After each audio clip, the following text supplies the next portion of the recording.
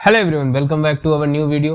आज के इस वीडियो में हम मिड कैप कैटेगरी को एनालाइज करने वाले हैं, साथ ही मिड कैप कैटेगरी के एक फंड को भी डिस्कस करेंगे और उस फंड के रिटर्न के हिसाब से अगर आप कितने रुपए की एसआईपी, यानी हम मानते हैं 5,000 की आप एसआईपी करते हैं तो आप कितना कॉर्पस तैयार कर सकते हैं अगले 20 साल में।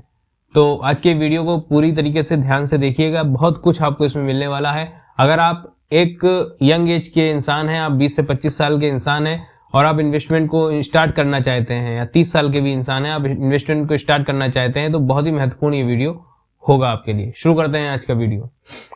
देखिए मिड कैप कैटेगरी होती क्या है। देखिए मिड कैप कैटेगरी में मिड कैप कैटेगरी का एक एलोकेशन बहुत ज्यादा होता है एक फंड में। अगर हम मिड कैप कैटेगरी का फंड उठाते हैं तो वहां पे आपको स्मॉल कैप और लार्ज कैप में भी थोड़ा थोड़ा पैसा इन्वेस्टमेंट मिलेगा, नो डाउट, लेकिन मिड कैप में एक हाई इन्वेस्टमेंट देखने को मिलता है। यहीं पे अगर आप स्मॉल कैप को उठाते हैं, स्मॉल कैप में आपको हाई इन्वेस्टमेंट देखने को मिलता है। तो आप जब किसी फंड के विषय में, आप जब किसी कैटेगरी के फंड में इन्वेस्टमेंट करते हैं, किसी फंड को कैटेगराइज करते हैं, तो आपको उस कैटेगरी का इन्वेस्टमेंट उसमें ज्यादा मिलता है। तो इसी तरीके से आज की इस वीडियो में हम मिड कैप कैटेगरी को डिस्कस करने वाले हैं। मिड कैप वो कंपनीज होती हैं जिनकी मार्केट कैप 50,000 के अंडर में आती हैं, वो हो जाती है मिड कैप की कैटेगरी।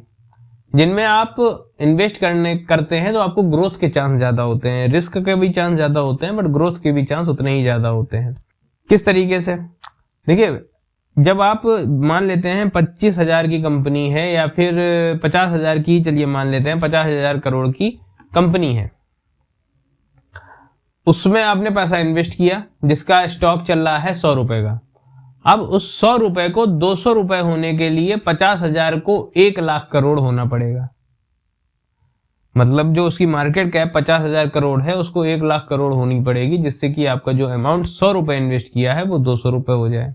वहीं पे एक 1 लाख करोड़ की कंपनी है, अमाउंट स्टॉक का है 50 रुपए।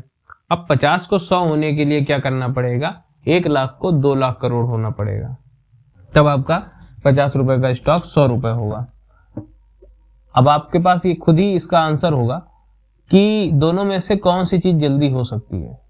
दोनों ही हो सकती है, लेकिन जो कि 1 लाख करोड़ की कंपनी है उसको 2 लाख होने में थोड़ा सा समय इसलिए लगेगा क्योंकि 1 लाख से 2 लाख का आंकड़ा पकड़ने में थोड़ा समय लगता है। नहीं, 50,000 से 1 लाख होने में ज्यादा समय नहीं लगेगा क्योंकि उसमें 50,000 ही और जाना है। 100 का 200 होने में आपको समय ज्यादा नहीं देना होगा, लेकिन हाँ 50 का 100 होने में आपको समय ज्यादा देना होगा। इसके लिए मिड कैप कैटेगरी में जो कि एक हाई स्कोप का, हाई विजन का, हाई ग्रोथ का चांस होता है, वो मिड कैप कैटेगरी में होता है। तो इसीलिए हमेशा जो बड़े बड़े इन्वेस्टर्स हैं वो एक ही चीज कहते हैं, आप पेनी स्टॉक में मत जाइए, बट हम मिड कैप कैटेगरी के ऐसे स्टॉक्स में जरूर इन्वेस्ट करिए जिसमें आपको लगता है कि ये कंपनी भविष्य में अच्छा रिटर्न आपको दे सकती है, फंडामेंटली स्ट्रॉन्ग कंपनी, उनमें आपको जरूर इन्वेस्ट करना चाहिए। लेकिन भैया उसके लिए हमारे पास नॉलेज होनी चाहिए। नहीं नॉलेज है तो हमारे पास जो एक जरिया बचता है वो हो जाता है mutual fund. Mutual fund mid cap category के म्यूचुअल फंड में इन्वेस्ट कर देते हैं तो बढ़िया रिटर्न भी हमको भले थोड़ा सा कम, लेकिन मिल जाएगा, बिल्कुल मिल जाएगा। तो इसीलिए हम यहाँ आज आपके साथ एक मिड कैप कैटेगरी के फंड को एनालाइज करेंगे, जो कि हमारे पास है Motilal Oswal mid cap fund direct plan growth. इस फंड के विषय में चर्चा तो बहुत आपने सुनी होगी कि ये फंड अच्छा है, इसमें इन्वेस्ट कर देना चाहिए। आज सारी चीजें आपके सामने क्लियर भी हो जाएंगी। Motilal Oswal mid cap fund, अगर इसके नेट एसेट वैल्यू की बात कर लेते हैं तो 123.46 की देखने को मिलती है। देखिए डायरेक्ट ग्रोथ प्लान है ये, ना कि रेगुलर ग्रोथ प्लान है, तो इस चीज को जरूर ध्यान रखिएगा। दोनों को अगर हम बात करें अंतर क्या होता है, तो डायरेक्ट ग्रोथ और रेगुलर ग्रोथ में शॉर्ट में समझा देता हूँ। लॉन्ग में चाहिए आपको तो इसके लिए एक सेपरेट वीडियो लाऊंगा मैं आपके लिए, अगर आप चाहेंगे तो। शॉर्ट में मैं यहाँ पे समझा देता हूँ कि डायरेक्ट ग्रोथ और रेगुलर ग्रोथ में ये अंतर होता है कि डायरेक्ट ग्रोथ में आपको थोड़ा कम एक्सपेंस रेशियो देना पड़ता है, रेगुलर ग्रोथ में आपको ज्यादा एक्सपेंस रेशियो देना पड़ता है, जिससे कि जो एक्सपेंस रेशियो ज्यादा आपको देंगे वो लॉन्ग टर्म में कंपाउंड होकर आपको कम से कम रिटर्न में, अगर हम बात करें डायरेक्ट ग्रोथ के मुकाबले में, 10 लाख से 5 लाख का अंतर आपको दे देता है। आप कहेंगे ये आप झूठ बोल रहे हैं, आप बड़ा अंतर होता है। भैया आप लॉन्ग टर्म में इन्वेस्ट करेंगे तो जिस तरीके से आप कॉर्पस यहाँ पे कंपाउंड करके बना रहे हैं उसी तरीके से एक्सपेंस रेशियो भी कहीं ना कहीं कंपाउंड होता है, तो ये इफेक्ट करता है। इसलिए मैं आपके साथ हमेशा डायरेक्ट ग्रोथ डिस्कस करता हूँ।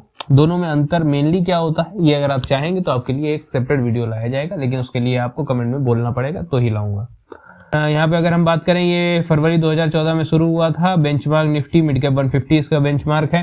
रिटर्न इसने अभी तक 26.28 का प्रोवाइड किया है। फंड साइज 20,055 करोड़ का है। और वहीं पे अगर एक्सपेंस रेशियो की बात कर लें 0.57 का देखने को मिलता है, जो कि अपने कैटेगरी एवरेज से कम है।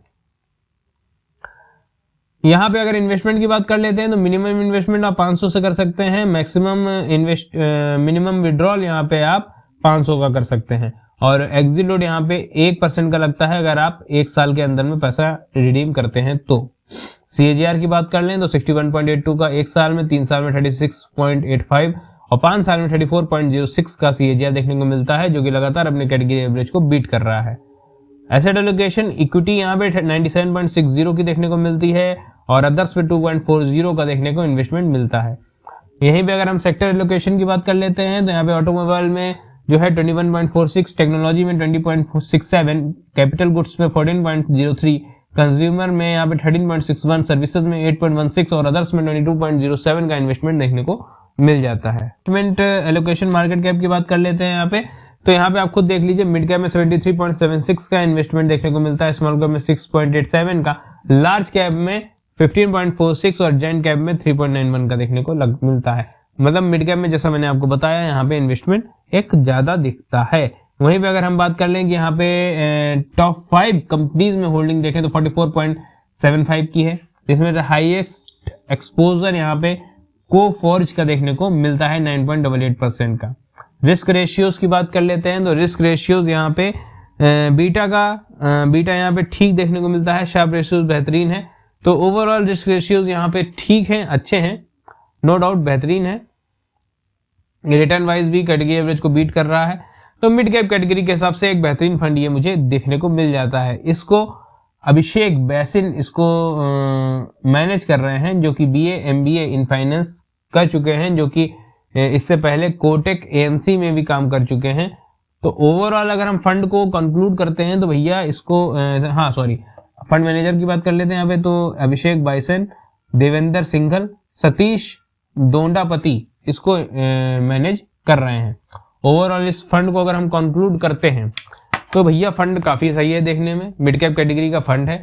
नो डाउट जो लोग यहाँ पे लॉन्ग टर्म के लिए इन्वेस्ट करना चाहते हैं, जो लोग यहाँ पे 20 से 25 और 30 साल के उम्र के लोग हैं और अर्निंग कर रहे हैं, तो नो डाउट उनके लिए एक बेहतर ये अपॉर्चुनिटी है, आप इसमें इन्वेस्ट कर सकते हैं। अगर आपको नॉलेज नहीं है स्टॉक मार्केट की तो मिड कैप कैटेगरी में आप इन्वेस्ट करके एक अच्छा रिटर्न कमा सकते हैं, क्योंकि अगर आप 25 साल के हैं और आप 20 साल के लिए इन्वेस्ट करते हैं तो आप 45 साल की उम्र में एक अच्छा इन्वेस्टमेंट अमाउंट ले सकते हैं। 30 साल के हैं, 20 साल के लिए इन्वेस्ट करते हैं तो आप 50 साल की उम्र में एक अच्छा इन्वेस्टमेंट अमाउंट ले सकते हैं। इसको हम प्रैक्टिकली समझेंगे अभी SIP कैलकुलेटर के द्वारा, जिसमें हम 5,000 की इन्वेस्टमेंट हर मंथ करते हैं और देखते हैं कि आप कितना यहाँ पे कॉर्पस तैयार कर सकते हैं। हमने अमाउंट देखा 5,000 रुपये महीना, और सेलेक्ट ड्यूरेशन की कर लेते हैं तो 20 साल की ड्यूरेशन है हमारे पास।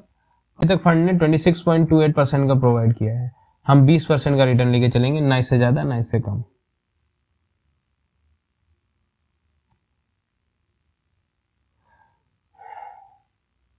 $5,000 का अमाउंट, 20 साल का ड्यूरेशन, रिटर्न 20%। कितना कॉर्पस हमारे पास तैयार हो रहा है? 1,46,55,319 रुपए। इन्वेस्टमेंट अमाउंट कितना है हमारे पास? 12 लाख रुपए। ये रहा हमारे पास इन्वेस्टमेंट अमाउंट, ये रहा हमारे पास रिटर्न। 12 लाख रुपए हमने इन्वेस्ट किया है, 1,46,55,319 रुपए।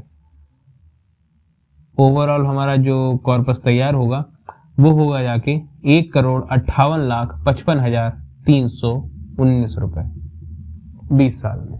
अगर आप जो है 25 साल या 30 साल की भी उम्र है तो आप मिड कैप में इन्वेस्ट कर सकते हैं।